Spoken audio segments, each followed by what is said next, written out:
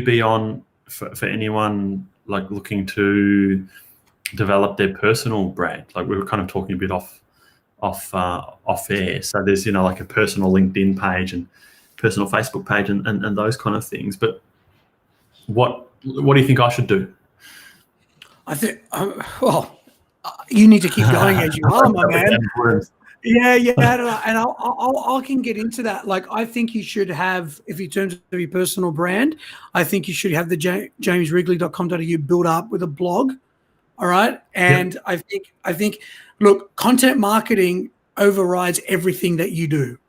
Content marketing is a little bit different when you're looking at it from an SEO perspective. It's a little bit different when you're looking at it from social media. And even within social media, it starts looking a bit different on TikTok versus Instagram, as you know, you're a Gary Vee fan, right? So you know the differences. So let me stay away from the social, right? What about with the personal branding from the SEO perspective does overlap into social media when you start looking at YouTube. I think you should definitely start doing YouTube, and then basically in your jameswrigley.com.au site, integrate your blog content for a video that you've done on YouTube and embed them into blog articles. And what that does is when you're building content, which I actually prepared for you earlier, you know, this is the dish for you earlier.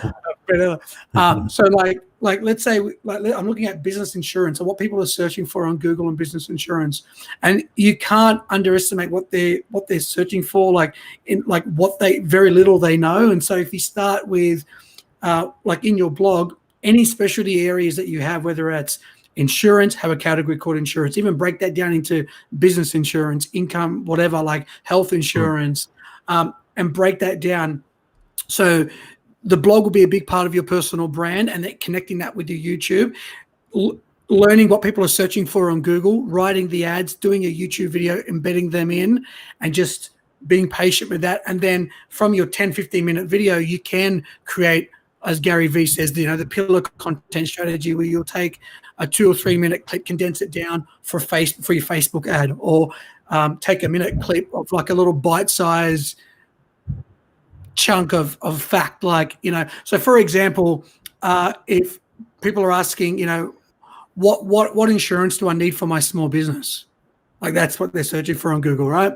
So you can create like a 1,500 word article about here's every type of insurance you need for your small business. And then what I do for my clients is we break that down into what can we write in that article. So in that article, we look at other keywords around that. So that might be small business insurance costs.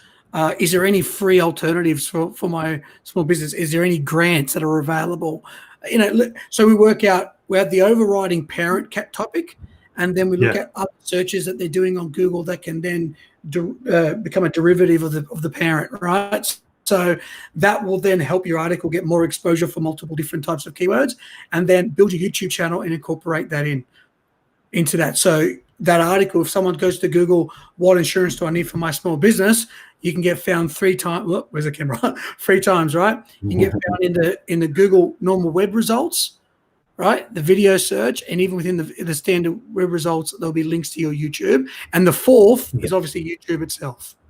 So did that make sense? That's what I would focus on. So I think your personal brand from a social media perspective, you sort of, you understand it because you listen to Gary Vee. But I think from an SEO perspective is where I can give you the most amount of value. Yeah. Okay. Yep. Does that make sense what I said? Yeah. Yeah, it does. And so you're referencing something there about, you know, what people are actually searching for. Is there somewhere where you can find what people are actually searching for? Like how? We have tools. So we've got like one of my favorite tools is the Google itself, right? So what I like to do, I like to use Google because actually Google gives you a lot of information as to searches related to. Do you notice that section when you type in keywords into Google?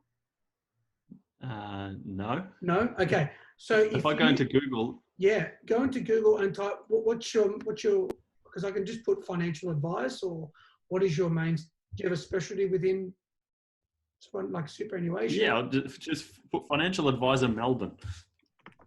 Financial advisor, right? Let me click on financial advisor. Now, I just put financial advisor. I didn't put financial advisor Melbourne just yet, right?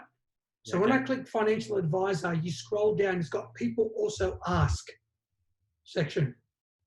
right? Do you notice that when you scroll? Does that generate on your end? Sometimes it might, sometimes it won't. Oh yeah, people also ask, what does a financial advisor do? Yeah. So how much should you pay? What does a financial advisor do? This is one of the free ways that obviously I have other tools. And if you scroll, if you click on the last listing, so actually click on what is the difference between a financial planner. Do you see that one? It's the fourth result. Yeah. You click on that to make it collapse, and then click it again to bring it up. And then what will happen? You'll get more suggestions. Right. So then you get, is it worth paying? Right. I'd seen that before, but never given it too much thought as to just blog posts and videos and those kind of things, just answering those questions.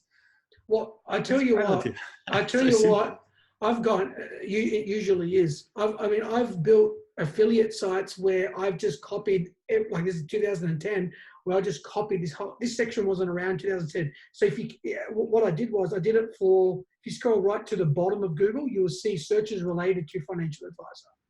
So scroll right to the bottom. Google's telling you what people are searching. Yeah, got it. Yeah. That's what I used in 2010 for my affiliate, and went from 0 to 1,000 people in about 3 months. So it was the acai berry, I don't know acai if you don't know much about it. It was this berry that's exploded in popularity. So I started an affiliate. Yeah. Now they're everywhere. The acai bowls. Like, this is 10 years ago. No one knew what the hell they were. And I just basically took 10 keywords. I just spun the content and got it written by someone from overseas for $10. Wrote 100 articles, and I went from 0 to 1,000 in I think it was 3 months. I'm pretty sure it was less than that, but let's just say 3 months. Copying just that. Now, it may not always apply for you, and you just have to keep the keywords going around. So it does have Financial Advisor Melbourne, so that's a keyword people will type in. But what I was trying to get, you asked me for your personal brand. It's always the biggest problem people do with their own blog is they just blog about what they think people want to know rather than researching what they actually are asking. Yeah.